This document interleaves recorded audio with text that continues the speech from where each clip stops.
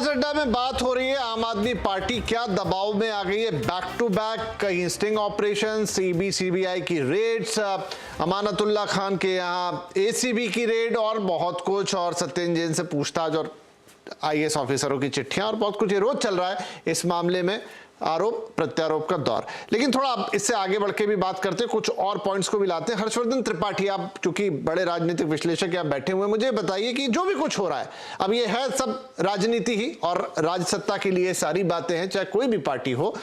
आम आदमी पार्टी को जो कुछ घट रहा है इसका फायदा होगा या उसका नुकसान होगा? या तो उसकी छवि इतनी दागदार होगी कि ये पार्टी भी करप्ट है जो दावा करती थी इतने ज्यादा राजनीति में शुचिता का, या फिर उनको एक बेनिफिट मिल जाएगा कि भाई अंडरडॉग हैं, इनको तो सताया जा रहा है और इस तरह की चीजें। देखिए विपिन जी, सबसे पहले तो ये कि देश में एक से एक भ्रष्टाचारी, लालू जी तो दोषी हैं ना, लेकिन उनकी पार्टी बिहार में अच्छे नंबरों से है, तो सरकार में आ गई नीतीश जी के साथ।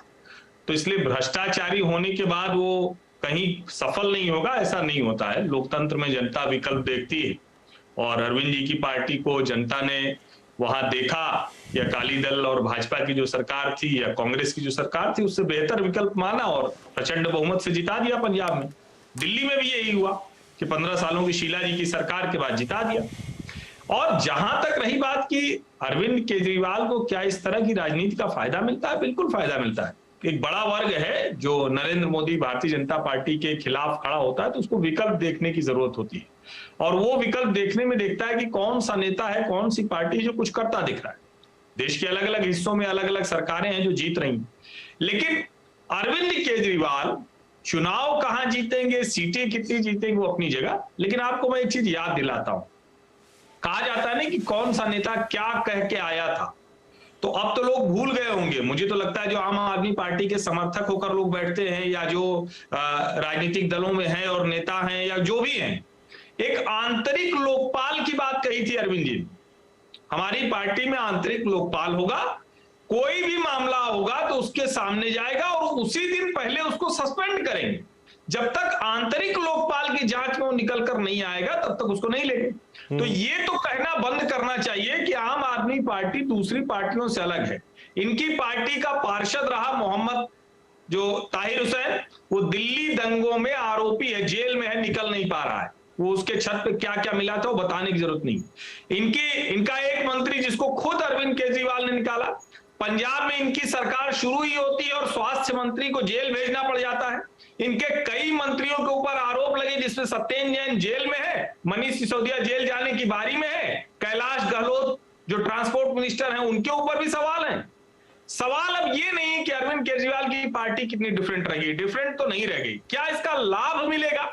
तो लाभ मिल सकता है। जहां कांग्रेस कमजोर होती जाएगी वहां विकल्प के तौर पर कांग्रेस की जगह आम आदमी पार्टी ले सकती है। ठीक है, वो तो सीधा सीधा कह ही रहे हैं गुजरात जाके कि कांग्रेस तो खत्म है। उनका वो बयान चर्चा में रहा पिछले दिनों कि आप उसको भूल जाइए और हमें वोट दीजिए। शिवम त्यागी, ये बताइए कि अब अरविंद केजरीवाल या उनकी आम आदमी पार्टी या फिर जिस तरीके से ये पूरा सब कुछ हो रहा है, जो दावा कर रहे हैं मनीष सिसोदिया कि मुझे गिरफ्तार कर लीजिए मंडे को, और सीधा सीधा पीएमओ को चैलेंज कर रहे हैं, वो हर बात में प्रधानमंत्री को बीच में लेकर आते हैं कि प्रधानमंत्री के ऑफिस ने ये किया, प्रधानमंत्री के ऑफिस ने वो किया, अब अगर मैं भ्रष्ट हूं तो मुझे पकड़ के दिखाइए, और अगर मैं खुद ही क्लीन चिट भी देते हैं खुद को कि अगर आपने मुझे मंडे तक नहीं पकड़ा तो इसका मतलब है कि मेरी कोई गलती नहीं। जब उनके वो लॉकर में भी छापा पड़ा था तो वो चीज उन्होंने खुद ही क्लीन चिट दे दी थी, देखिए कुछ मिला नहीं, मैं तो क्लीन चिट हूं।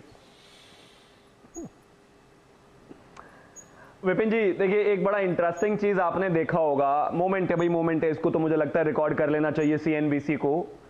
ये पार्टी वो है जिसका लोकसभा में क्या है, 0, और रवि श्रीवास्तव कह रहे हैं कि ऐसी पार्टी को जिसकी 300 प्लस सीटें हैं कि तुम्हें जनता ने नकार दिया। क्या खा के बैठे हुए हो? लीटरों में क्यों आप इस तरह से आटा बेच रहे हो? मतलब ये कोई तर्क भी हो गया क्या? लोकसभा में 0 है आप, अभी 0।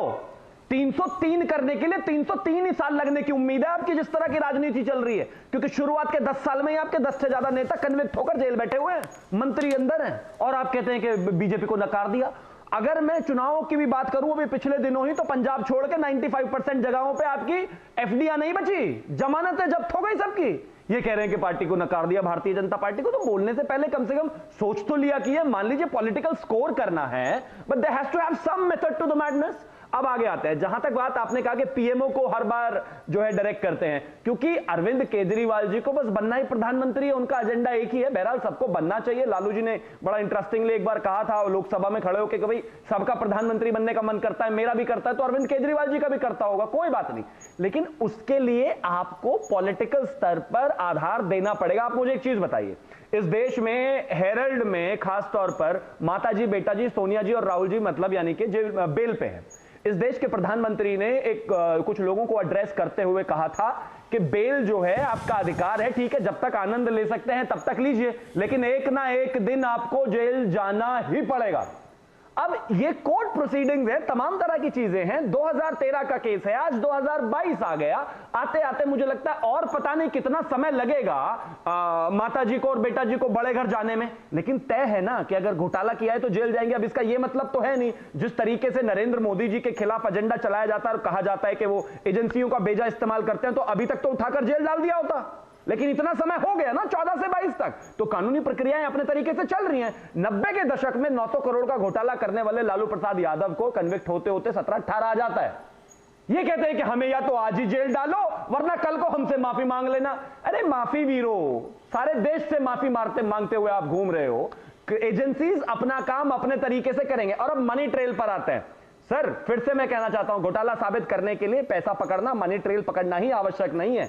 जरूरी नहीं है कि पार्था चैटर्जी की तरह अरविंद केजरीवाल और मनीष सिसोदिया के घर में जब तक 50 करोड़ नहीं मिलेंगे वो गुनाहगार साबित नहीं होंगे। आप पॉलिसी में भी गुनाहगार साबित होते हैं, आप तमाम तरहों में तमाम चीजों पर साबित होते हैं। चिंता मत कीजिए, अपने आप ही जज, अपने आप ही वकील, अपने आप ही विक्टिम, अपने आप ही नेता और अपने आप ही चीफ जस्टिस ऑफ इंडिया मत बनिए।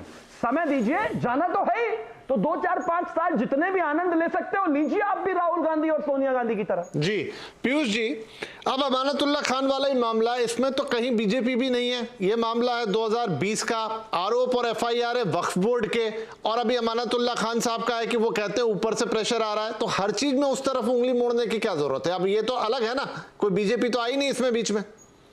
देखिए भट्ट साहब, प्रत्यक्ष को प्रमाण की आवश्यकता नहीं है, ठीक है। ये इसलिए बोला जाता है क्योंकि जब मैं मध्य प्रदेश के स्टेट से आता हूँ, यहाँ पे स्टेट ऑडिटर जनरल एक रिपोर्ट लिखते हैं कि महिलाओं और बच्चों का जो पोषक आहार है वो उसमें बड़ा घोटाला हुआ है। ये आम आदमी पार्टी की रिपोर्ट नहीं है, कांग्रेस की रिपोर्ट नहीं, किसी विपक्ष की रिपोर्ट नहीं है, ये स्टेट ऑडिटर जनरल की रिपोर्ट है।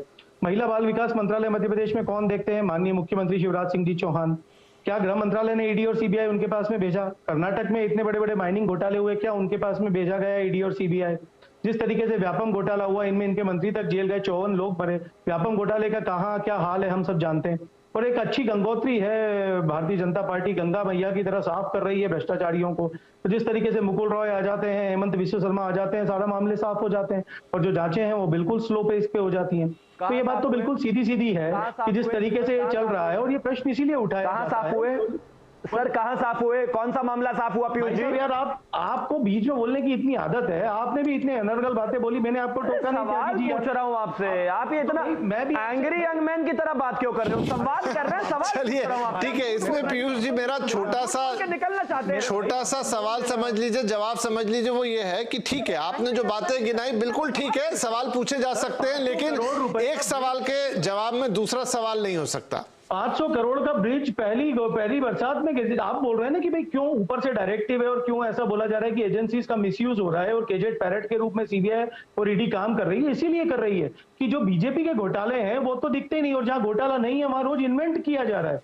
वहां रोज नए स्ट्रिंग ऑपरेशन। नहीं, मैं तो यही कह रहा हूं ना कि वो उनका मामला तो खुद वक्फ बोर्ड ने रिपोर्ट करा रखा है, 2020 का मामला है, उस समय का है जब वो चेयरमैन थे। मैं ये कह रहा हूं सिर्फ फॉर्चुनेटली आप इनसे पूछिए ना, अगर इतनी प्रॉब्लम है इन्हें तो ये जाकर इतनी जुडिशरी है ना, हमारे पास पुलिस थाने हैं, ये जाकर क्यों नहीं बात करते? हमें जाके कंप्लेंट कर दे, जेल जाएगा ही। इनके पास है ना, इनके पास जाके क्यों नहीं कर देते हैं सर? आप जाकर कर दीजिए ना सर, आपके पास सारे सबूत हैं। बता दो, आप तो सबूत है आपके पास सर, आप जाकर क्यों नहीं कर देते?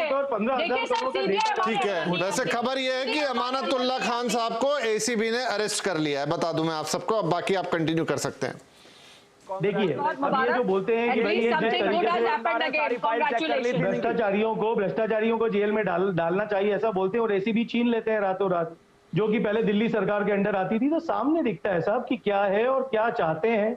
और रही बात यह कि मैं कुछ बातों पे हमारे पैनलिस्ट से एग्री करता हूं कि जनमत जिसके फेवर में रहता है वो जरूरी नहीं कि वो पाक साफ ही हो। जैसा कि त्रिपाठी जी ने बोला कि भाई लालू यादव जी स्वयं आरोपी दोषी साबित हुए हैं और सरकार है, तो ये बात सही है कि जनमत हर हमेशा सही नहीं होता है, सरकारें चाहे किसी की भी बने।